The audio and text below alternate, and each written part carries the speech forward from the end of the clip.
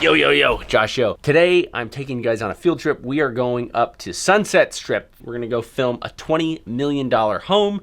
I'm gonna give you some tips on how to shoot some high-end real estate.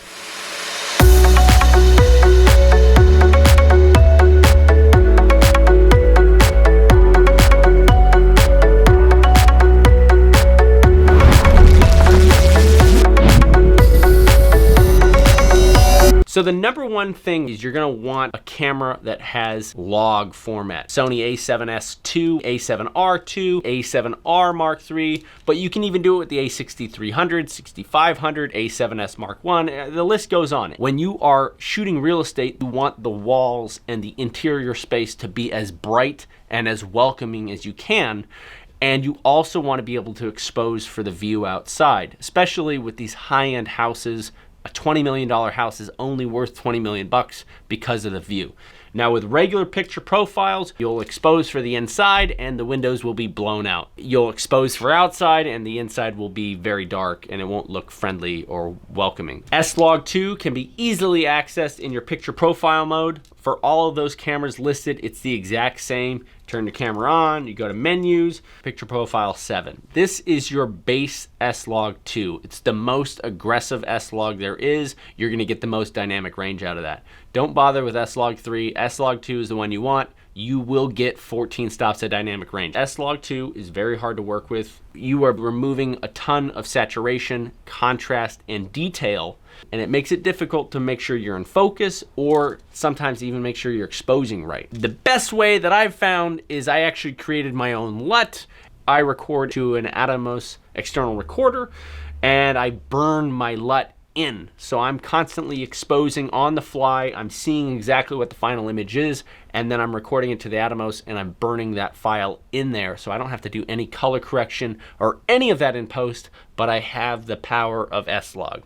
And that right there is the number one game changer that has elevated me from $200,000 homes to $200 million homes. That's a humble brag right there. Go ahead and delete this part from the video. Now the easiest workaround for not having a log in your camera is just shoot everything at sunset. You actually need less dynamic range during sunset. You can expose for interiors and exteriors.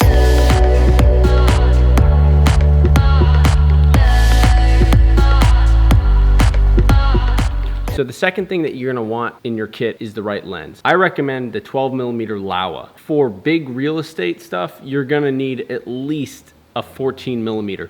And if you're just starting off and you can only afford one lens, 16-35 will hold you over for a really long time. But if you can afford it, I would recommend rectilinear lens. It means your vertical lines are gonna look straight. It's gonna make everything look amazing. It's blazing fast. You can open it wide up and you're gonna have very little distortion, chromatic aberrations, or vignetting. So it's an all-around killer lens. It's about $1,000. I get it, it's fucking expensive, but if you wanna go legit, this is what you gotta do.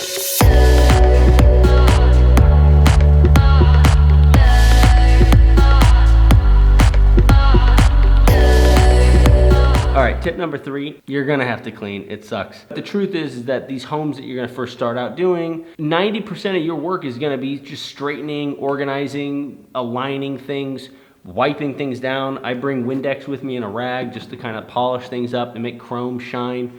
So when I first started off, it wasn't with these mega mansions. It was with $200,000 homes in Bakersfield.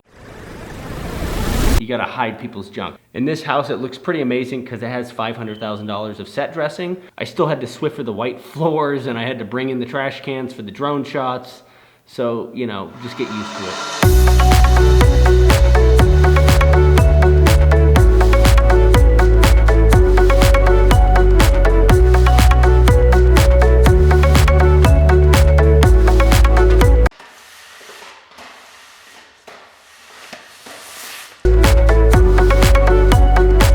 Half of my job is being a janitor, despite being around amazing stuff.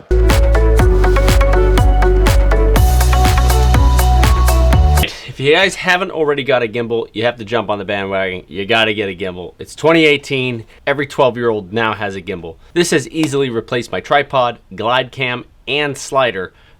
This is the workhorse. I use this for everything. I would not be able to do as much real estate videography as I am without this bad boy. The one I recommend is the Zion Crane 2. It'll hold 1DX Mark II with a 24-70 lens. It doesn't get heavier than that. You know, the Zion Crane 2 is about $700, but there are cheaper ones, especially for the lighter cameras that I mentioned. You get one for like $300 or $400 nowadays, which is a steal. Like, you can't even get a good tripod for that. So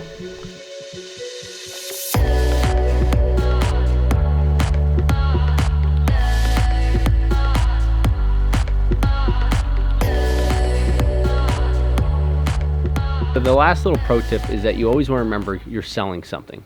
So there's things that you want to show, there are things that you want to accent, and there's some things you want to hide.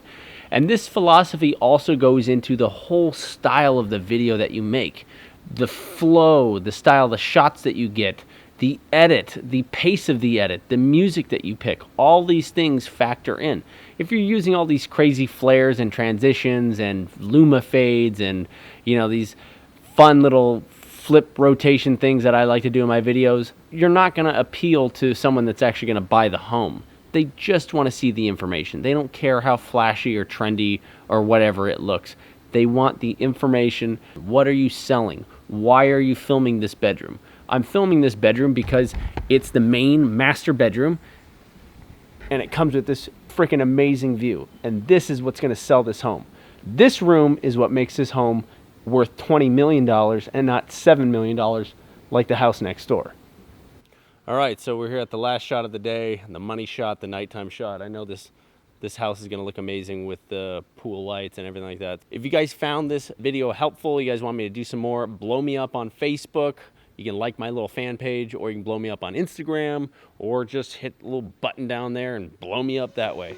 Anyway, this is Josh Yo saying thank you very much. Stay creative and go make some art.